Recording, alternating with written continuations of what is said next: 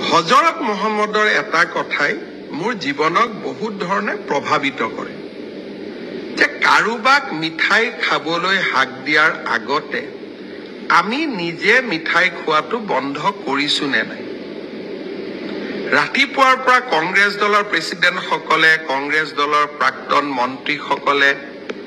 অখিল গগৈ ডাঙৰীয়াই কৈ আছে নহয় সোনকালে দি দিয়ক আপোনালোকৰ কথা মতে কাম কৰিম কিন্তু আপোনালোকে মোক মিঠাই খাবলৈ হাক দিয়াৰ আগতে নিজে মিঠাই খোৱা বাদ দিলে নে নাই গতিকে মই কংগ্ৰেছৰ নেতাসকলক কম যে হজৰত মহম্মদৰ মিঠাই খোৱাৰ কাহিনীটো আপোনালোকে বাৰে বাৰে পঢ়ক ইছলাম ধৰ্মক ভাল পাওঁ বুলি ক'লেই নহব মুছলমানৰ ভোটৰ কাৰণে কম্পিটিশন কৰিলে নহব নবী গৰাকীৰ কথাও আমি মাজে মাজে শুনিব লাগে মই বিশেষ কথাসমূহত কেতিয়াবা মোৰ বিৰোধিতা থাকে কাৰণ অসমৰ মাটি ভাত ভেটি